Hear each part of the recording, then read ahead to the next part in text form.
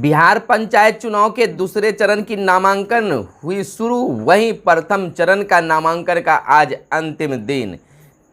कई गाइडलाइन के तहत हो रहे हैं पंचायत चुनाव। नियमों में बदलाव के साथ नामांकन की प्रक्रिया शुरू हो चुकी है। और इधर बिहार में 45,000 प्रधानाध्यापक और प्रधान शिक्षक की नियुक्ति का कैबिनेट की लग गई है मुहर। देवघर बाबा धाम मंदिर खोलने की अनुमति से कोर्ट का हुआ इनकार। पर्दा नशी महिलाएं नहीं कर सकेगी फर्जी मतदान। पूर्वानुमान से उलट सूबे में कई जगहों पर बारिश। पटना में इंजीनियरिंग छात्रों पर हुआ लाठीचार्ज। आधुनिक शिक्षा के हिसाब से खुद को करे तैयार, पीएम मोदी का बड़ा बयान। इधर आपको बता दें कि सभी ग्रामीण वार्डों में 10-10 सोलर स्ट्रीट लाइट लगाने की बातें। शहरों में सफाई ठप, सड़कों पर कूड़ा जमा। 84 दिन पूरा होने पर भी दूसरी डोज से 44 लाख लोग फिलहाल हैं वंचित। बाढ़ग्रस्त इलाकों में का दौरा कर लौटी केंद्रीय टीम। राज्यपाल 9 को करेंगे सिलेबस की समीक्षा। 90% इंजीनियरों की पहली पसंद सड़क निर्माण। नमस्कार, आपका सुबह सवेरे और मैं आपके साथ हूं सुनील। सुबह सवेरे के कार्यक्रम में हम खबरों को लेते हैं अखबारों के पन्नों से। अखबारों में क्या छपा है और क्या है आपके लिए काम की खबरें। खबरों की सिलसिला शुरू करने से पहले आपसे आग्रह है कि अगर हमारी इस वीडियो को फेसबुक पेज पर देख रहे हैं तो फेसबुक पेज को लाइक कर लें, और यूट्यूब चैनल पर देख रहे हैं तो यूट्यूब चैनल को सब्सक्राइब कर लें, और वीडियो पसंद आए तो लाइक जरूर करें, क्योंकि आपका लाइक ही हमें उत्साहित करता है, मेहनत का फल होता है। तो चलिए अब खबरों की सिलसिला को शुरू कर लेते हैं। सबसे पहली बड़ी खबर हम लेते हैं शिक्षा जगत से।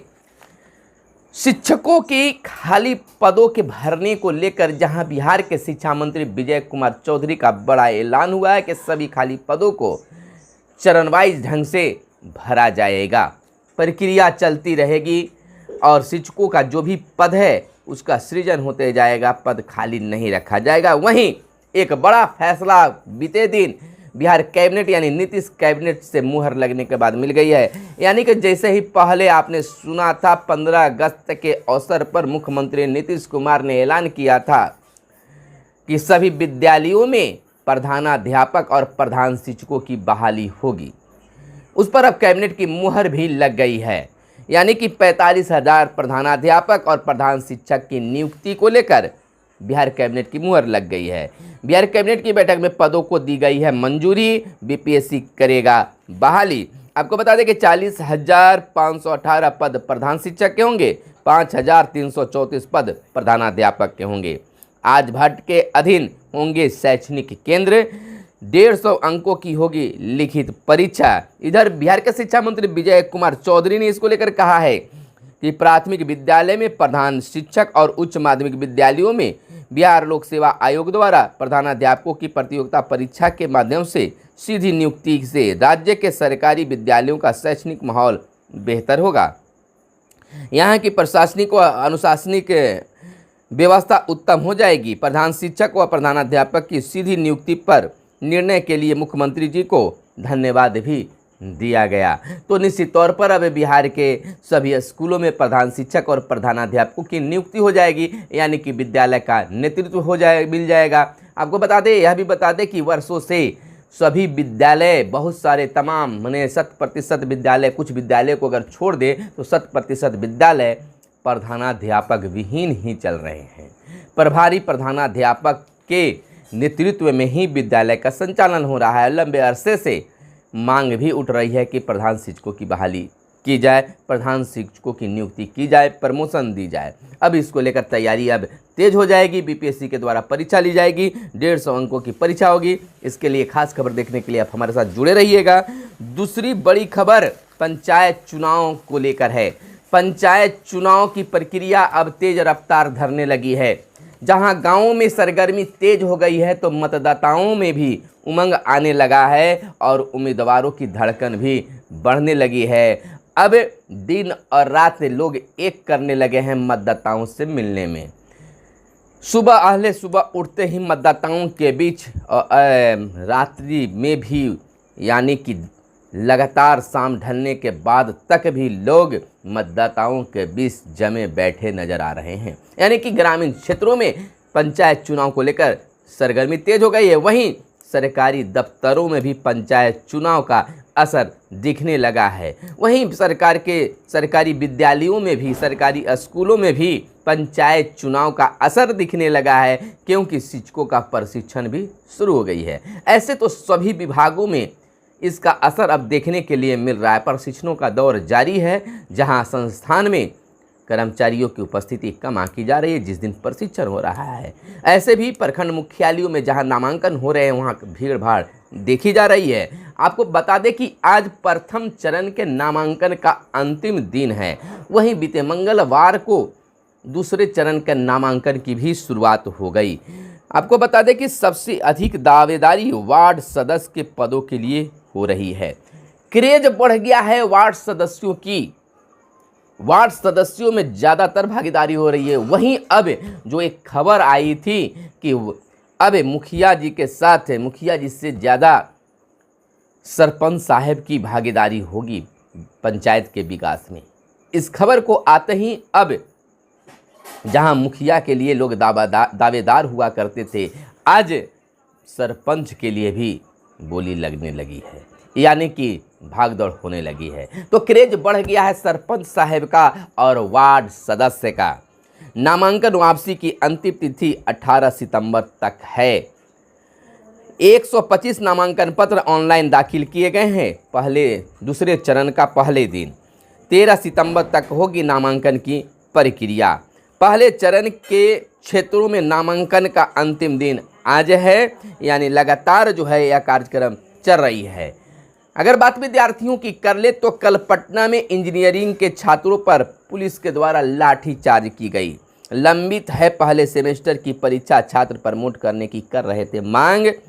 एक छात्र का हाथ टूट गया तो कुछ को पुलिस ने हिरासत में भी लिया है। यानी कि पटना के सड़कों पर जब भी कोई अगर अपनी मांगों को रखने जाता है तो निश्चित तौर पर लाठियां चटकाई जाती है। अब किसका सही किसका गलत होता है यह तो समय ही बताता है, जांच के बाद ही पता चलती है। यानी कि फिर से एक बार विद्यार्थियों पर पुलिस के द्वारा लाठियां चटकाई गई। ये आपको बता दें कि पटना इंजीनियरिंग छात्रों पर लाठीचार्ज आर्यभट्ट ज्ञान विश्वविद्यालय का मामला यह है। आर्यभट्ट ज्ञान विश्वविद्यालय में मंगलवार को बीटेक छात्रों पर पुलिस ने लाठीचार्ज कर दिया। इंजीनियरिंग कॉलेजों के सत्र 2020-24 के पहले सेमेस्टर के सैकड़ों छात्र छात्राओं के लंबित होने की वजह से आंतरिक मूल्यांकन के आधार पर प्रमोट करने की मांग कर रहे थे। इधर आपको बता दें कि पूर्वानुमान के उलट सूबे में कई जगहों पर बारिश। मौसम का मिजाज राज्यभर में पुरवैया का प्रवाह बढ़ने से वातावरण में नमी। तेज हिलिंग होने से कई जगहों पर बना है स्थानीय सिस्टम। 15 मिमी बारिश दर्ज की गई पटना में। क्यों हुई बारिश ये जान लीजिए। मौसम विभाग के अनुसार अभी सूबे में बारिश का कोई सिस्टम नहीं है, लेकिन पूरे सूबे में नमी का प्रवाह है। लगातार 2-3 दिनों से पारा चढ़ने की वजह से गरज वाले बादल बने हैं। यही वजह रही है कि स्थानीय स्तर पर बने बादल बारिश की वजह बन रहे हैं। आपको बता दें आगे की खबरों को कि एक क्लिक पर सॉफ्टवेयर बता देगा मरीज को टीबी है या नहीं। यह सुविधा जो है ट्रिपल आईडी के द्वारा किया जा रहा है और अप व डाउन की कई गाड़ियों का परिचालन प्रभावित होगी। टैंक धंस गया है जिसको लेकर नाव पलटी, छात्र व छात्रा लापता हो गए। भागलपुर से यह एक बड़ी खबर निकलकर सामने आ रही है। अगर आगे की बात कर ले तो बरौनी कटिहार रेलखंड पर टैंक धंस गया है, ट्रेनों का परिचालन बाधित हुआ है। इधर अगर बात कर ले मंदिर की तो देवघर बाबा मंदिर खोलने की अनुमति से कोर्ट का इनकार हुआ है। याचिका खारिज कर दी गई है। सुप्रीम कोर्ट ने कहा महामारी के कारण मंदिर खोलना उचित नहीं है। 22 अप्रैल 2021 से ही बंद है बाबा बैजनाथ की मंदिर। यानी कि तीसरी लहर की आशंका को देखते हुए फिलहाल कोर्ट ने बाबा की मंदिर खोलने का इजाज़त नहीं दिया है। इधर शिक्षक पर्व को लेकर प्रधानमंत्री नरेंद्र मोदी जी का एक बड़ा बयान आया कि आधुनिक शिक्षा के हिसाब से खुद को करे तैयार। कहा भारत के शिक्षक दुनिया के हर कोने में अपनी छाप छोड़ते हैं। नई योजनाएं भविष्य के भारत को आकार देने में अहम होगी। उन्होंने कहा है कि भारत के शिक्षक दुनिया के हर कोने में अपनी छाप छोड़ते हैं, लिहाजा शिक्षा के क्षेत्र में भारतीय युवाओं के लिए अपार संभावनाएं हैं। इसे ध्यान में रखते हुए हमें आधुनिक शिक्षा तंत्र के हिसाब से खुद को तैयार करना चाहिए। करना है और इन संभावनाओं को अवसरों में बदलना भी है। इसके लिए हमें लगातार नवप्रवर्तन करते रहना चाहिए। प्रधानमंत्री शिक्षक पर्व के पहले सम्मेलन के दौरान कई तकनीकों और पहल की डिजिटल माध्यम से शुरुआत करने के बाद संबोधन में यह बातें कही। उन्होंने विश्वास जताया है कि योजनाएं भविष्य के भारत को आकार देने में महत्वपूर्ण भूमिका निभाएगी। तो यह थी भारत के प्रधानमंत्री नरेंद्र मोदी की खास बातचीत है। यानी कि और दूसरी बड़ी खबर पंचायतों से लेकर है कि सभी ग्रामीण वार्डों में 10-10 सोलर स्ट्रीट लाइट लगाने की योजना है। मुख्यमंत्री ग्रामीण सोलर स्ट्रीट लाइट योजना की स्वीकृति बैठक में दे दी गई है, यानी कि मुहर लग गई है।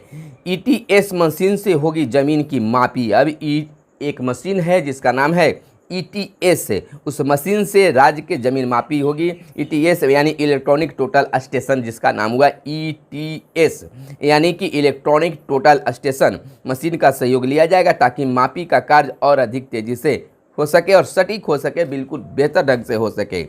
इधर प्रधान शिक्षक जिला व समवर्ग के बनाए जाने की बातें की जा रही है। कई तरह के इसमें पहलू सामने आए हैं। इधर 84 दिन पूरे होने पर भी दूसरी डोज से 84 लाख वंचित हैं लोग। शहरों में सफाई ठप है, सड़कों पर कूड़ा नजर आ रहा है। जेब पड़ताल की व्यवस्था है। बाढ़ग्रस्त इलाकों का दौरा कर केंद्रीय टीम लौट गई है। नुकसान की भरपाई के लिए केंद्र से 3,763 करोड़ रुपए की सहायता की मांग की गई है। बरसात का मौसम अभी 20 दिन बाकी है, लिहाजा मांग की गई है राशि और बढ़ सकती है। राज्यपाल 9 को करेंगे सिलेबस की समीक्षा। 9 तारीख को करना है। 90% इंजीनियरों की पहली पसंद है सड़क निर्माण में अपनी भूमिका निभाना। 8 तक दर्ज करा सकते हैं आपत्ति जेईई में। नीट का एडमिट कार्ड जारी, 12 परीक्षा 12 को। इधर काबुल में पाक विरोधी प्रदर्शन पर फायरिंग। कोरोना से आम आदमी कर्ज में, कंपनियां मालामाल। केयर ने भारत के खिलाफ सभी मामले वापस लेगी। सरकार को जवाब दाखिल के लिए और समय मिलेगा। पेगासस की मामला। अक्षय सलमान समेत 28 हस्तियों पर केस की तैयारी। दुष्कर्म पीड़िता की सोशल मीडिया पर पहचान जाहिर करने का आरोप। शिकायत है कि निर्देशक, क्रिकेटर और अन्य खिलाड़ियों का भी नाम इसमें शामिल है। छत्तीसगढ़ के सीएम के पिता हुए गिरफ्तार। इधर युवाओं को मोटापे का खतरा अधिक है। और आपको बता दें कि वार्ड और सरपंच पद लिए चुनाव में बने हैं हॉट केक, यानी कि सरपंच साहब और वार्ड कमिश्नर हॉट केक बने हुए हैं।